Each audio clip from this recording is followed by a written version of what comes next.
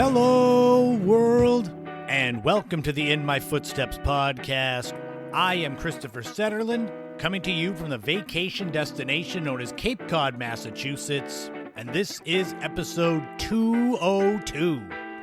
It's July, it's 4th of July weekend. We are kicking off the month with fireworks in the form of Gen X nostalgia, and I couldn't think of a better way to kick off July than looking back 40 years at one of my favorite movies of all time, Back to the Future. We're going to go way, way back in the day, and we're going to do part 2 of 1995, the year in music. We're going to look at July through December, what was going on. There'll be a brand new top 5. We're going to be looking at the top 5 symbols of the 1970s, the things you think of immediately when someone says 1970s. And there'll be a brand new This Week in History and Time Capsule, looking back at the death of legendary Doors singer Jim Morrison. All of that is coming up right now on episode 202 of the In My Footsteps podcast. So what are we going to talk about this week? About how it's 4th of July weekend, insanity on Cape Cod. I say the vacation destination.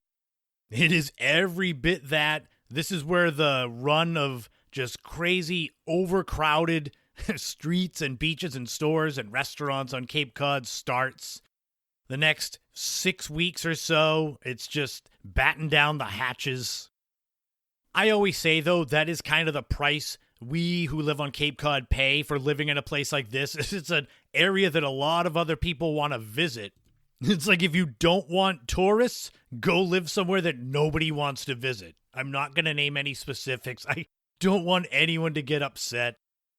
So welcome into episode 202. Welcome to the month of July. Thank you all for tuning in, making me a part of your week, getting your weekly dose of Gen X nostalgia from a crazy old man, or at least middle-aged man. There is a lot of fun stuff to get into this week, but of course I cannot start the show proper without thanking my Patreon subscribers, Lori, Mary Lou, Ashley, Kevin, Marguerite, Leo, Neglectoid, Crystal, Matt. Thank you all so much for being my biggest supporters, my biggest backers. If you want to become a Patreon member, $5 a month gets you access to bonus podcast episodes. It gets you access to the remastered Without a Map live streams. A brand new bonus podcast just went up yesterday from when this podcast goes live on Patreon. So all you subscribers, go and listen. I talk about 2 different road races that I did, my failure and then redemption. The Without a Map live streams, I used to do those. They were on Instagram. They were kind of like post-game shows for the podcast. And it ended up being another thing on my plate that I just couldn't keep all the spinning plates going. So they fell by the wayside. But what I do now is I remaster the audio, the video, edit out some of the stuff where I ramble on, and make them a little more fun to digest. Of course, I've got an ever-growing free tier on Patreon as well, so you can go become a free member and see some of the stuff I've got on there. In funny news before we get started, as you all know, I sprained my ankle a few weeks ago playing basketball, and so that is pretty much healed, so naturally I had to decide what is the next challenge I put before myself. And what I did was I decided to almost break my hand. I joked that I made a hand sandwich and I used 2 steel bars from a reverse hyper machine that I have at my work. I used that as the bread. Even as we speak, my right hand is very yellowy brown from being totally bruised on the palm and the back of my hand. There are 85-year-old ladies that have more grip strength than I currently have. It'll probably be healed in another week or so stay tuned to see what I do next to cripple myself. I just can't seem to help myself. I wish I could go back in time to the days when I could do whatever and never be sore or hurt, that my metabolism was better. Even though I can't go back in time, we can kick the podcast off by looking at the best time travel movie ever. We go back 40 years ago this week to look at Back to the Future.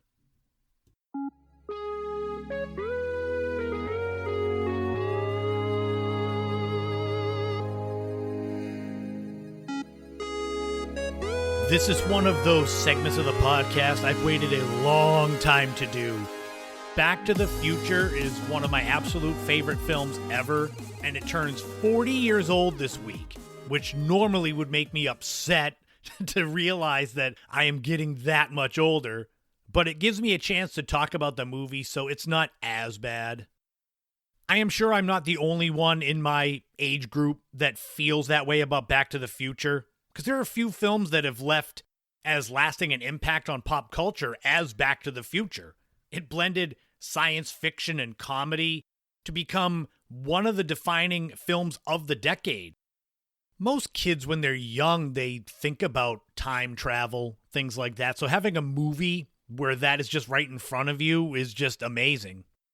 It spawned 2 sequels. There's even to this day, there's been rumblings of maybe they're going to do a Back to the Future Part 4. I don't know how they do it now. I don't think Michael J. Fox could do a full movie, unfortunately, with his Parkinson's. And Christopher Lloyd is 86 years old, so I don't know about him playing Doc Brown. Think about that, though. How old did you think Christopher Lloyd was when Back to the Future came out 40 years ago? And then you realize he was only 46? He was younger than I am now, and he looked like he was 75. It's like, when you think about that, it's like, oh, man. The idea for Back to the Future originated with screenwriter Bob Gale, who began wondering whether he would have been friends with his father if they had been teenagers at the same time. He then collaborated with director Robert Zemeckis, and they developed the concept of a teenager traveling back in time and meeting his parents during their high school years. Interestingly, the script faced years of rejection when you think about what Back to the Future became. Studios, they either didn't understand the tone or wanted it to be edgier. Disney passed on the film due to the implications of Marty and his mother. You know, they kind of have a weird relationship for a bit, only because she doesn't know who he is. So I guess they didn't want to have a part of the movie where a mother is coming on to her son. It was only after Robert Zemeckis found success directing Romancing the Stone in 1984 that Universal Pictures and producer Steven Spielberg agreed to greenlight the project. I'm sure many of you know this fact, but for those of you that don't, originally Marty McFly's character was going to be played by actor Eric Stoltz, not Michael J. Fox. They actually filmed scenes with Stoltz, but it became apparent that his performance was too serious for the film's comedic tone. So Zemeckis actually made the call, and he got rid of Eric Stoltz and brought in Michael J. Fox, who was starring in the hit sitcom Family Ties. Michael J. Fox was 23, 24 years old, and he was filming Back to the Future at night and working on Family Ties during the day. You imagine a schedule like that? When I was 23, 24, I was going to college part-time and working as a cook. I couldn't imagine working on a movie and TV show that were hits. I don't want to give away all the spoilers, but I'm figuring Back to the Future, most of you have seen it, so I don't think I'm going to be spoiling much. The film follows Marty McFly, who is 17 years old, living in Hill Valley, California. He somehow has this eccentric scientist friend, Dr. Emmett Brown, and he invents a time machine built into a DeLorean car. DeLoreans looked like a time machine. They had the gull-wing doors that open up and out.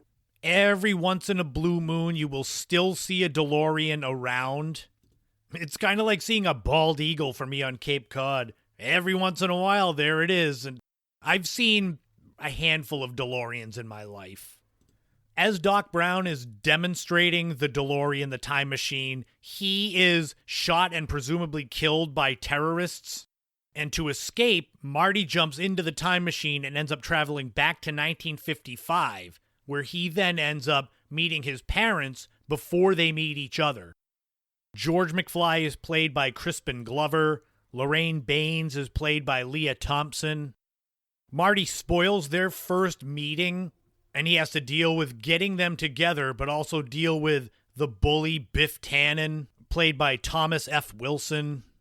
As the movie goes on, there's a photo of Marty and his two siblings, and it begins to erase the people in it because it gets to look more and more likely that his parents won't meet, therefore erasing him from existence. So the movie becomes a race against time for Marty to get his parents together, but also get back to 1985. The movie ends up happily ever after, but actually better because Marty teaches his dad to stand up for himself and therefore stand up to the bully Biff. So when he goes back to 1985, he has a better life than he did when he left. That is very much the Cliff's Notes version of the plot of Back to the Future. There are so many memorable scenes. The very beginning with Marty blowing up that giant amplifier and then riding his skateboard behind the pickup truck as Huey Lewis and the News' Power of Love plays. Huey Lewis is actually in Back to the Future. He is the, teacher that turns down Marty's band. They're playing a way more heavy metal version of Power of Love, and Huey Lewis stops them and says they're just too darn loud. There's the whole scene of when Marty first goes back to 1955 and he then has to hide the DeLorean behind a billboard and walk into town, into Hill Valley, and him just discovering his hometown 30 years earlier. There's the Enchantment Under the Sea dance where Marty ends up playing on stage Johnny B. Good. And then that whole scene when his parents finally get together and the picture of him and his siblings comes back to life. All of the actual time travel scenes, the 88 miles an hour being the specific speed you have to go, where the flux capacitor will kick on. And of course, the very last line of the movie, roads, where we're going, we don't need roads, delivered by Doc Brown. That's one of the most quoted lines ever in movies. Back to the Future was released July 3rd, 1985. It was an immediate, massive success. It was number one at the box office for 11 straight weeks. It ended up grossing $380 million worldwide, which, when adjusted for inflation into 2025, is equal to about $1.1 billion. It was also nominated for several Academy Awards, winning the Oscar for Best Sound Effects Editing. The ending of the original Back to the Future, it ends with the cliffhanger where Doc comes back and he gets Marty and his girlfriend Jennifer. They have to go back to the future to do something about their kids.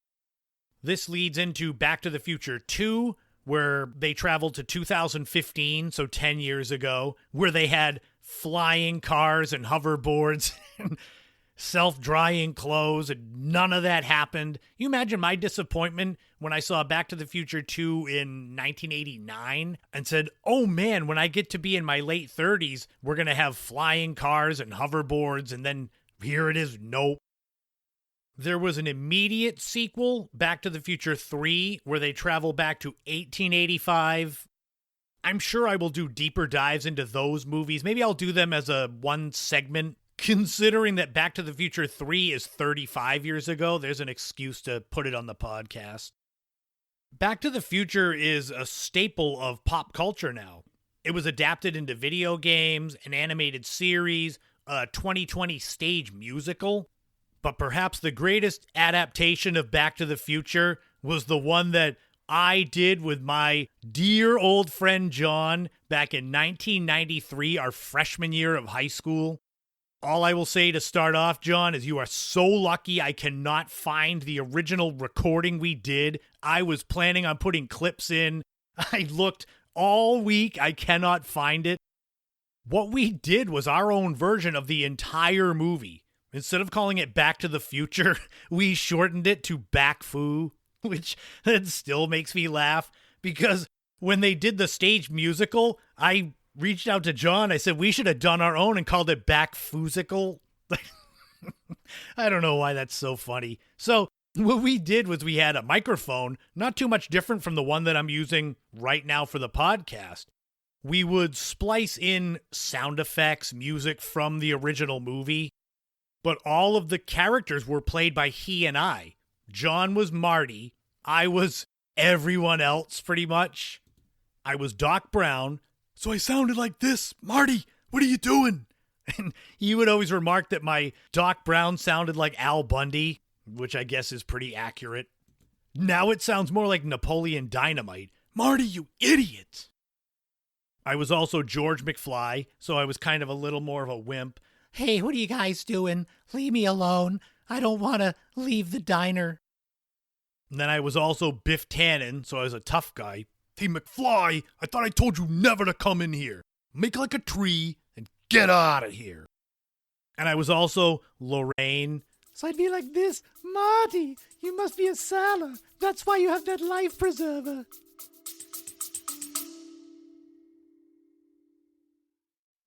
I was tired of searching for new pickleball gear that actually is good quality and performs. So I ordered the Volleybird pickleball subscription box from volleybird.shop. Every 8 weeks, I get a box full of high-quality curated finds for my sport. Think a cool new top to wear on court, plus unique equipment and wellness goodies. It's like having a shopper who gets my active life and desire for gear that's been curated and tested. I know if there's a 3-pack of pickleballs in there or a new vegan sunscreen, it's going to be decent and work for me. Check it out yourself at volleybird.shop. There would be scenes that we recorded where I would just be having a conversation with myself in 3 different voices. And John would say in the future I'd be in the mental institution doing the same thing and they'd think it was normal there. So we spent weeks after school recording bits and pieces of this back foo. It ended up being probably an hour. The audio cassette, I think, is still in my mother's basement. John made a CD version of it, which I can't find. And I know if I had asked him for it, he wouldn't have sent it because he knows what I was going to do with it. I figured I couldn't tell you about what we did and not try to give you some of the voices that I haven't done in forever. So there's the compromise. Back to the Future, the actual movie, not the one that John and I did. It remains timeless because of its heart. It's not just about time travel. It's about family, destiny, the idea that anyone can shape their own future. As Doc Brown says, your future hasn't been written yet. No one's has. Your future is whatever you make it, so make it a good one. It's funny, that's kind of a take on what I say at the end of the podcast. Don't walk in anyone else's footsteps. It's not quite as memorable as Doc Brown, but it is in the same vein of your future hasn't been written. 40 years this week after its release, Back to the Future still resonates with audiences of all ages. It blended sci-fi, comedy, heartfelt storytelling. It's been cemented as one of the most beloved films of all time. I can watch that movie anytime it's on, and then I will naturally have to watch the 2 sequels. Whether I'm watching it or you're watching it for the first time or the 50th time, Back to the Future continues to remind us that great storytelling, like time itself, is never out of date.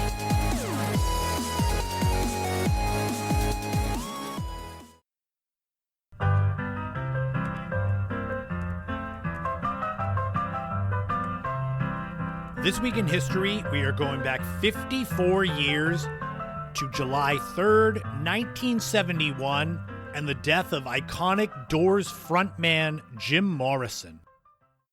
The rock band The Doors formed in Los Angeles in 1965 when UCLA film student Jim Morrison encountered keyboardist Ray Manzarek on Venice Beach. Morrison shared some of his poetry, and after that, he and Manzarek began collaborating musically, soon adding guitarist Robbie Krieger and drummer John Densmore to complete the lineup. The band took its name from Aldous Huxley's book, The Doors of Perception, itself a reference to a quote by William Blake: "If the doors of perception were cleansed, everything would appear to man as it is, infinite." The Doors released their self-titled debut album in 1967, and it was an immediate success. Anchored by the haunting hit Light My Fire, it showcased Morrison's brooding charisma, poetic lyrics, and unpredictable stage presence. The Doors blended rock, blues, jazz, psychedelia. It created a sound that was intellectually provocative, but so quintessentially 60s.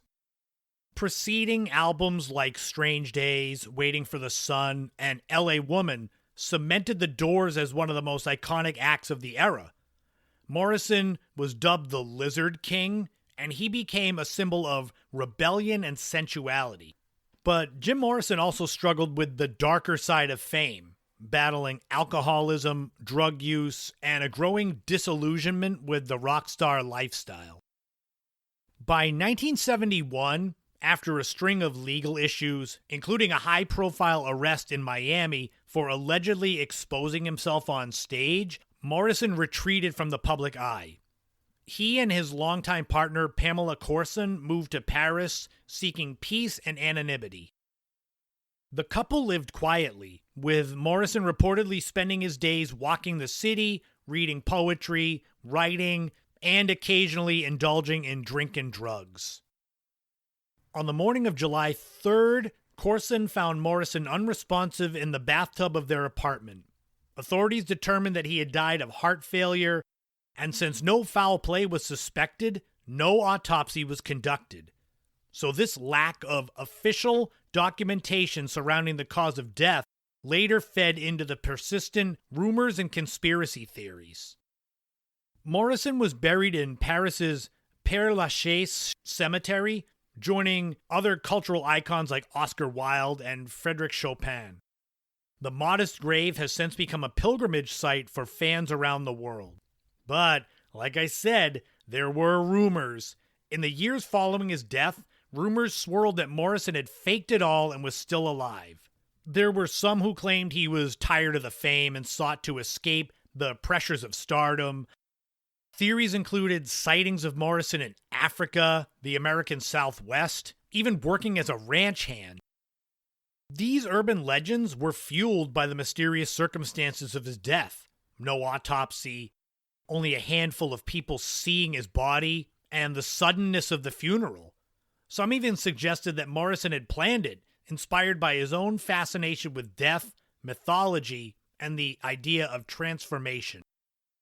Ray Manzarek occasionally would stoke these rumors himself, saying in interviews that Morrison was the type who could vanish and reinvent himself, though most regard the theories as only speculation.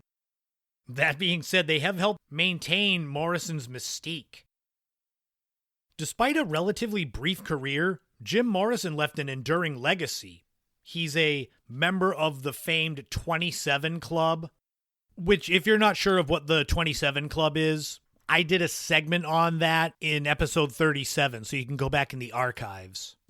Morrison's lyrics were influenced by people like Rimbaud, Nietzsche, and beat poets. He elevated rock music to new intellectual heights, viewing himself not just as a singer, but a poet and a shaman. The Doors continued on briefly after Morrison's death, but naturally never recaptured the same magic when their frontman was there. Over time, Morrison's reputation only grew as new generations discovered his music, writings, and rebellious spirit.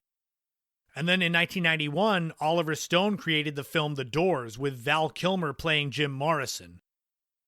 Morrison's death remains one of rock's most mysterious and iconic losses. Whether viewed as a doomed romantic, a visionary poet, or a reckless provocateur, Morrison's presence still looms large in pop culture. The unanswered questions surrounding his final days have only deepened that legend. As Morrison once wrote, "Death makes angels of us all and gives us wings where we had shoulders smooth as ravens' claws."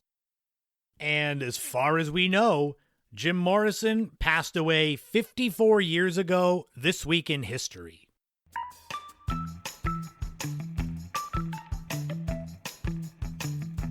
It's time to open the doors of a brand new time capsule. We're going to stick to the same day, July 3rd, 1971. Jim Morrison supposedly left this earth on that day. What was going on in the world of pop culture back then? Well, let's find out. The number one song was "It's Too Late" by Carole King. This is off of her iconic second album, Tapestry. This song is bundled on the same single with I Feel the Earth Move, so they're seen as two, like there's not a side A, side B. Tapestry is seen as Carole King's greatest album, one of the greatest albums of all time, routinely ranked in the top 20-25 albums ever made. And the Tapestry album itself has sold more than 25 million copies worldwide. The number one movie was Shaft, and you could get into the theater with a ticket costing $1.65.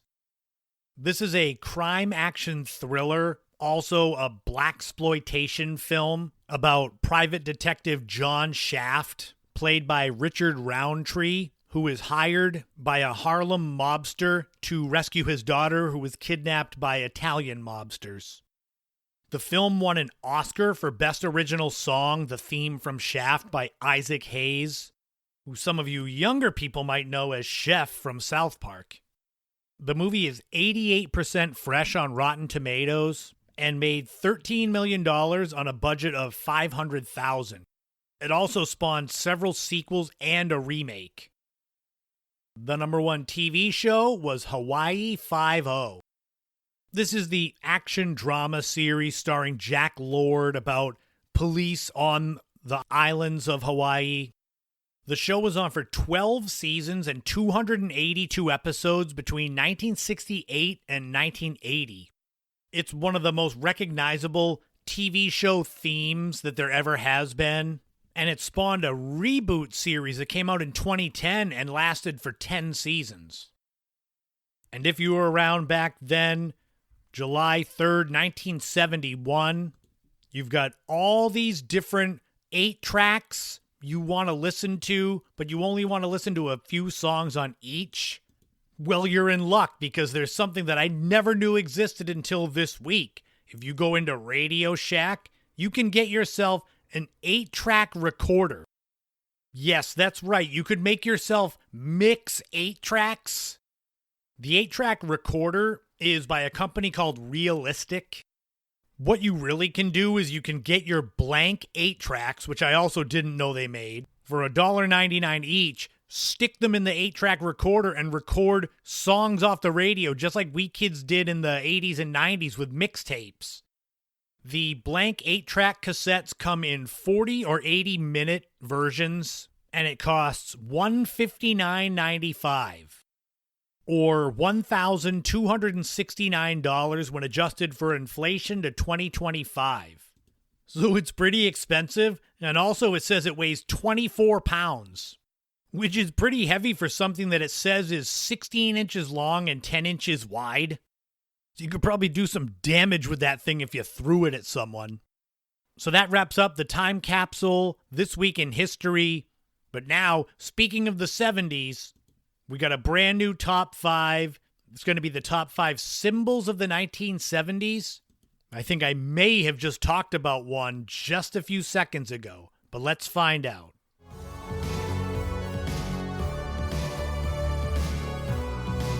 Well, I just had my lunch break, my halftime break of the podcast. I hope all of you went and got a sandwich. Because now it's time for us to return to the 1970s. We're going to have a brand new top 5 here. Top 5 symbols of the 1970s. What does that mean? It's basically if someone says to you 1970s, what do you picture in your head?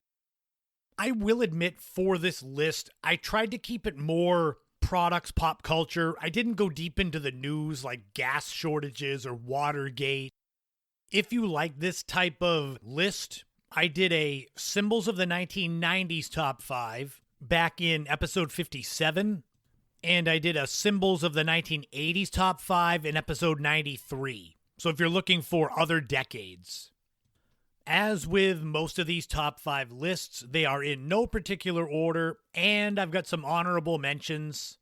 So let's talk about some things that you think of when you hear 1970s. We'll start with the honorable mentions.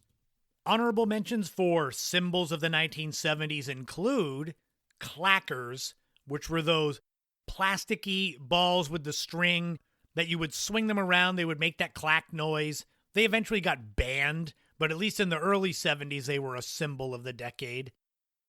Another honorable mention is wood trimming or paneling, either on walls or on the sides of station wagons.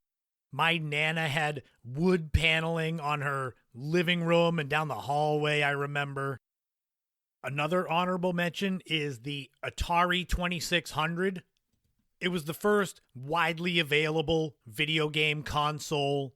This is later 1970s. It was a symbol of. Another brief symbol of the 1970s was the Pet Rock, which was a rock that came in a box that looked like a McDonald's Happy Meal complete with straw, like it was a pet. Those sold millions, by the way. So whatever foolish idea you think you have, try for it because you never know. And the final honorable mention is shag carpeting. This was that really thick carpeting that a lot of houses had, especially in the living rooms. Back in episode 161, I did a segment on passing fads of the 70s, and I talked about shag carpeting and how they actually created something called a shag carpet rake. So to clean your carpet, you'd have to rake it. Man, crazy times to be alive. All right, so that wraps up the honorable mentions. Let's get into the actual top 5 symbols of the 1970s, starting with number 1, bell bottoms. These are any type of pants that have the flared legs that come out at the bottom like a bell. They're still around today. You can look online and find bell-bottom trousers, pants, any type of pants. These originated in the British Navy in the 1800s, where their uniform had pant legs like that. It was in the 1960s in Britain where the bell-bottom became more of mainstream culture with people wearing them in their typical outfits. But it was in the 70s where it was everywhere. Everybody had bell-bottom pants, stylish going out in the town with those. When Sonny and Cher on their TV show would wear the bell-bottoms, that's where it really took off in America. And although they're still around today, their popularity quickly diminished in the late 70s with the rise of punk rock culture. Number 2 is disco music. I said the top 5s are in no particular order. I'm sure a lot of you out there, when you first heard symbols of the 70s, you probably thought of disco music. This type of music emerged in the late 60s, early 70s. The disco beat is very well known, kind of the thumping bass line, the brass, the horns. It was New York City, Studio 54, where the disco culture really took off. You had tons of famous disco artists like the Bee Gees, ABBA, Donna Summer, Kool and the Gang, and loads of other kind of below that, not one-hit wonders. It is said that disco was almost like a reaction to the rock-dominated late 60s, and then punk music was a reaction to the disco music. The end of disco began with Disco Demolition Night in 1979, which I talked about in episode 152. Within a few years, disco had all but faded away, kind of getting absorbed into R&B and funk and hip-hop. But every now and then you'll hear a song that reminds you of those disco hits, because pop culture is always cyclical. Number 3 is 8-track cassettes. You heard me talk about them a few minutes ago in the time capsule. In the 70s, you had vinyl albums, you had audio cassettes, and then you had 8-tracks. The first 8-track cassettes were created in 1964 by a consortium consisting of Bill Lear of the Learjet Corporation, RCA Victor Records, General Motors, Ford Motor Company, and Motorola. That's a lot of heavy hitters to create this new audio technology. One advantage of 8-track cassettes was that you could basically play them on a continuous loop. So if you played through the whole cassette, there was no rewind. It would just start at the beginning again. The 8-track was extremely popular in the 1970s, but quickly fell out of fashion in the mid-80s with the rise of audio cassettes, the Sony Walkman, and then the burgeoning compact disc industry, which really launched in the mid-1980s. I still remember when I was a kid, I had mostly vinyl albums, but I had one 8-track cassette. It was Def Leppard's 1983 album, Pyromania, which has a fire coming out of a building's windows on the front. I don't think that I asked my mother to buy me the 8-track. I think someone had it and gave it to her, and she's like, I don't want this. Here, you have it. Number 4 is Pong. One of the original arcade games, video games, the table tennis game that consisted of 2 long pieces on either side of the screen, knocking a dot back and forth across the middle line. Very simple, very primitive by today's standards, but it revolutionized the video game industry in the 1970s. Pong first was released in 1972 by the Atari Company. The game was so successful in video arcades that Atari created a home version of Pong in 1975. It was its own console. Could you imagine every video game you liked if you had to buy its own console? Not just a cartridge that you would put in the system, but a whole system in general. It was branded Telegames by Sears, and you could get it for the Christmas season in 1975 for $98.95, or just a shade under $600 when adjusted for inflation to 2025, for a system that is Pong, just Pong, $600. Obviously, video games became way more advanced, challenging, immersive, so Pong became obsolete by the late 1970s, although it's still, you can play it online right now. It's pretty easy.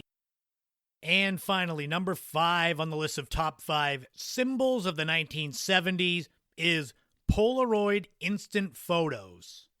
These are around again now as a novelty, kind of a niche. But back in the 1970s, when you would press the shutter to take a photo, and the little white photo paper with the thicker bottom, and the photo would slowly develop. That was so brand new. It was like what you do on your smartphone, but it was in the 70s. You could take pictures of someone, see it develop, and if you didn't like it, take another one immediately rather than waiting for your film to develop and then getting all the pictures back and realizing half of them were terrible. In 1972, the Polaroid company released the SX70 camera. This is the one that introduced the front ejecting prints that you're probably thinking of with the Polaroid instant camera. Not surprisingly, Polaroid instant cameras became a hit with the youth of America. Being able to be out with your friends and take a bunch of photos and see them right away.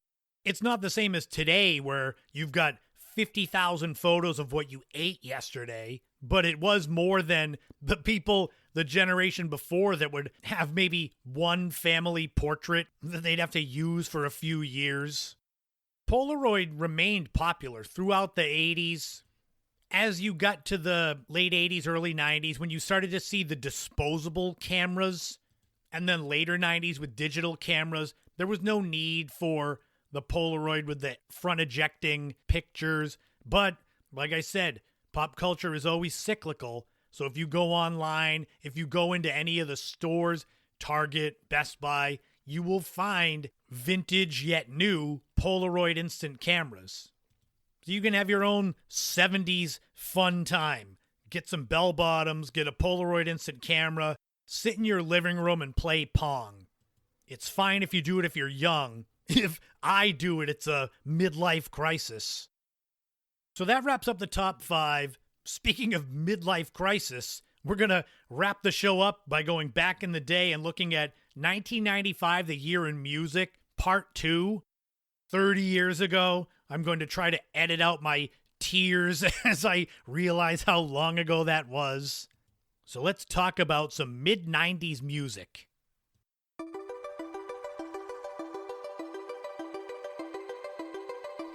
Back in episode 177, I did 1995, the year in music part 1, and we looked at January through June. And I said, don't worry, once we get to July, I'll do part 2. And I'm thinking at the time, Oh, that's way off in the future. Well, here we are, halfway through 2025.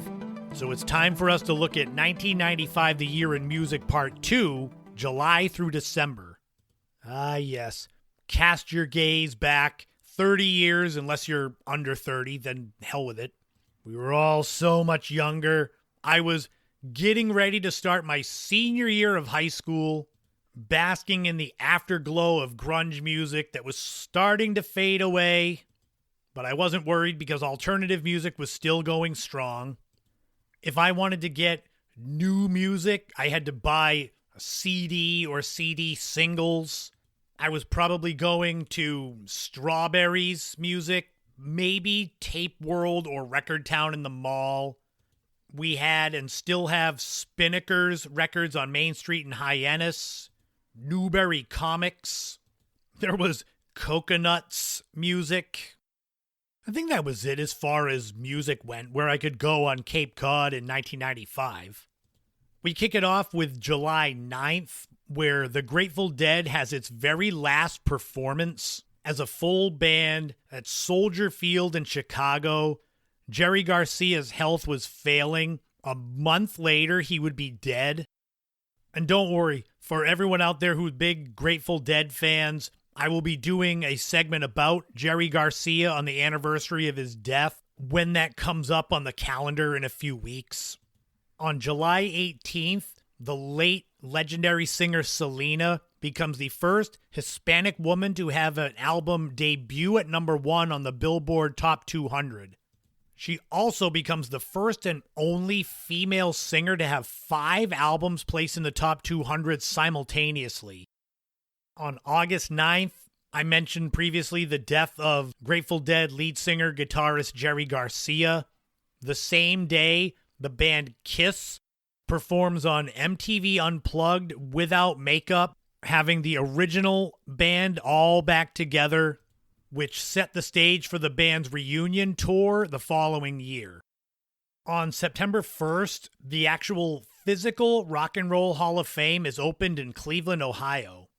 As of April 2025, there are currently 371 members of the Rock and Roll Hall of Fame.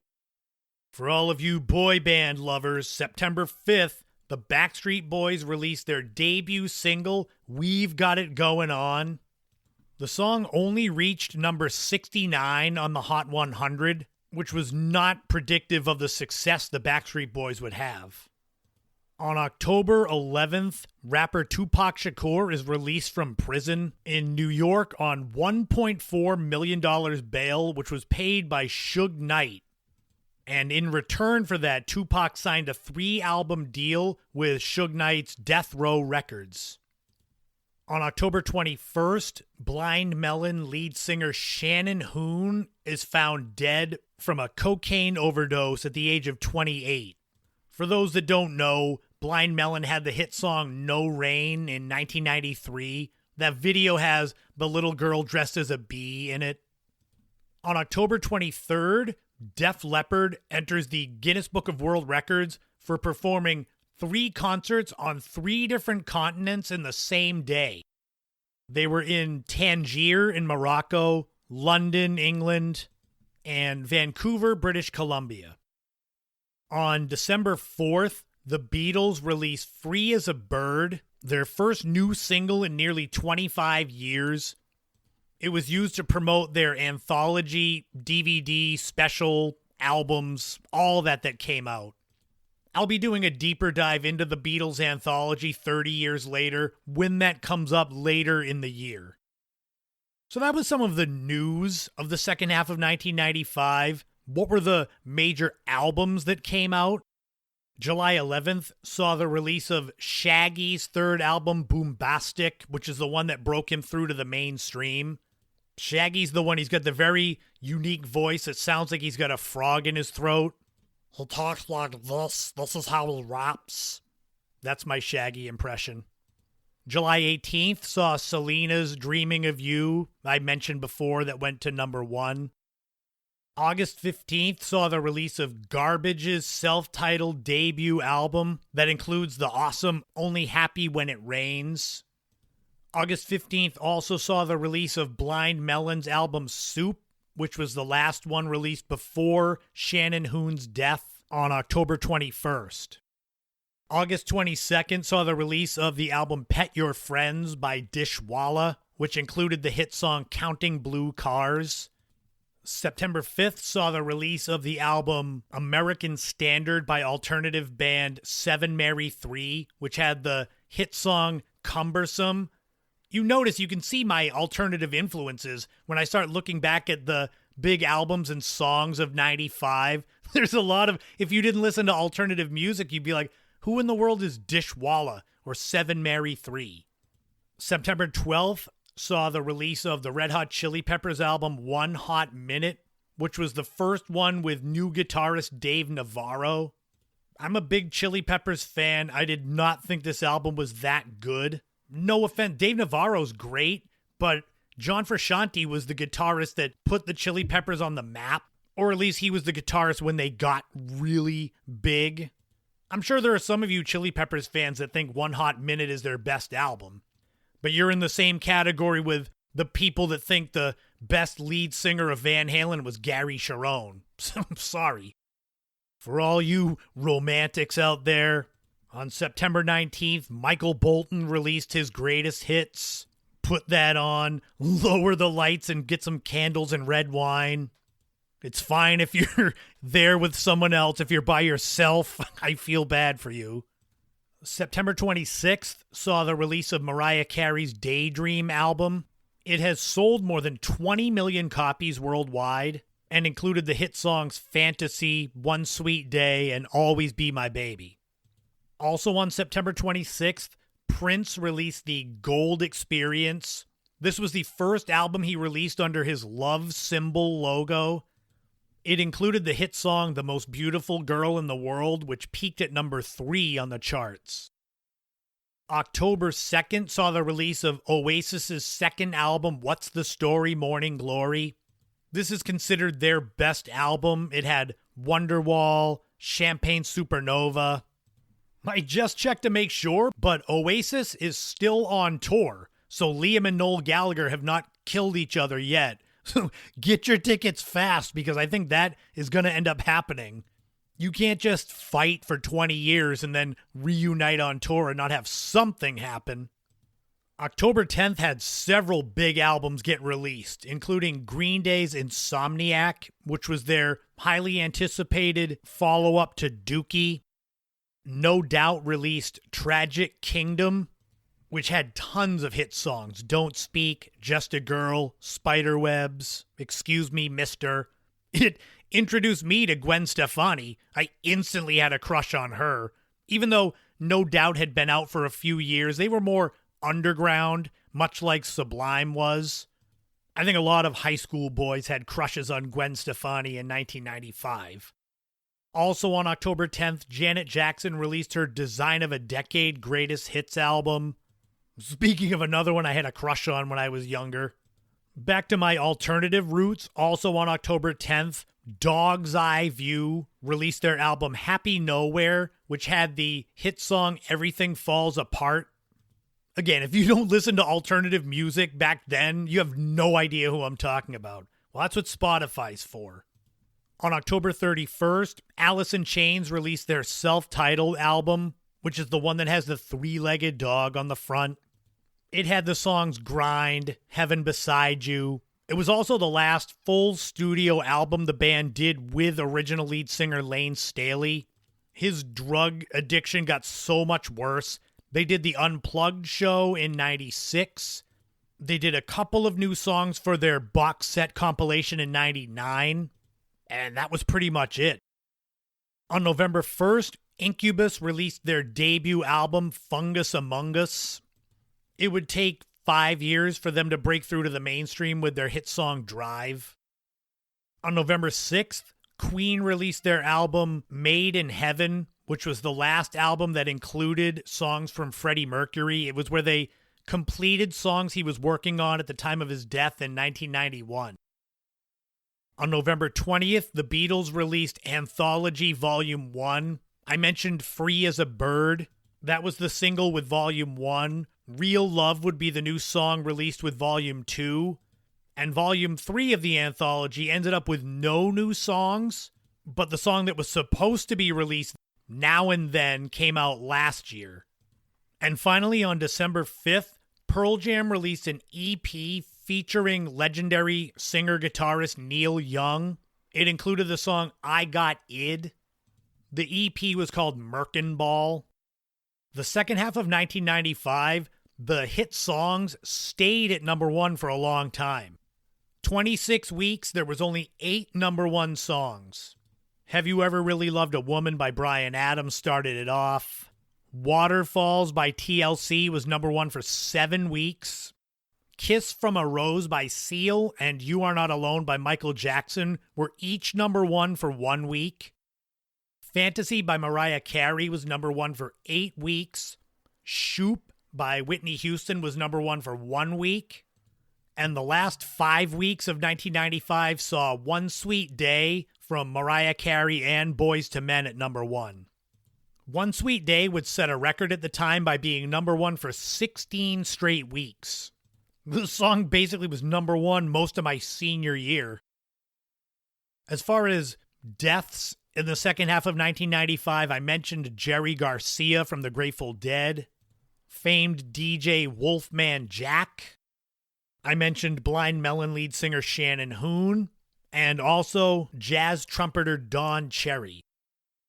To kind of start wrapping this up, the top 5 best-selling albums that were released in 1995 today are Queen's Made in Heaven at 5, Michael Jackson's History Greatest Hits album at 4, Oasis What's the Story Morning Glory at 3, Mariah Carey's Daydream at 2, and Alanis Morissette's Jagged Little Pill at 1. So that's the best-selling album from 1995. At least the ones released in 1995. For me, 1995, the year in music, it's alternative. It's Radiohead's The Bends. It is Smashing Pumpkins, Melancholy and the Infinite Sadness. It is Alice in Chains, self-titled. It is What's the Story, Morning Glory by Oasis. It's Green Day's Insomniac, Goo Goo Dolls, A Boy Named Goo. It's the Foo Fighters' self-titled debut album. It's the alternative supergroup Mad Season with Lane Staley from Alice in Chains. There was a lot of great music, a lot of great times in 1995. I can't believe it was 30 years ago. I was saying just the other day to my buddy Mike, while we were out walking/running the local track in the scalding heat, I said, next year is our 30-year high school reunion. And we pretended that the tears we were crying was just sweat from the heat. I kind of laughed because I don't feel like it was that long ago. I feel relatively energetic and relatively healthy for someone who will be 48 in 4 months. I'll have to go on Spotify and create a best of 1995 songs playlist for any of you that want to relive my youth. But until I do that, that will wrap up 1995, the Year in Music Part 2, also known as Revenge of the Midlife Crisis, as I finish this segment. I was going to wrap up this podcast by playing some sad music and just going off lamenting, where has my youth gone? Ah, well, I'll still do it. You deserve a laugh.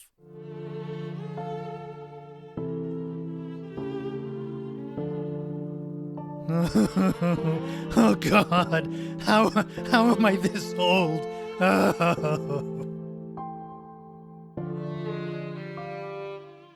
All right, anyway. Thank you for indulging that. Until next week, that's going to wrap up episode 202 of the In My Footsteps podcast. Thank you for laughing with me, at me. It's all good as we did our deep dive into Gen X nostalgia for the 202nd time. I'm so grateful to all of you who make this your weekly appointment listening. I do my research. I know most of you that listen are within my age range, so I can say you all know how I feel.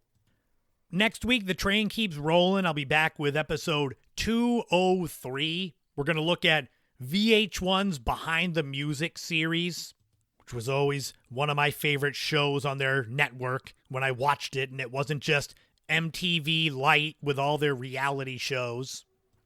If you enjoy my work, my content, you can become a subscriber on Patreon for $5 a month, or you can join for free. Join the free tier.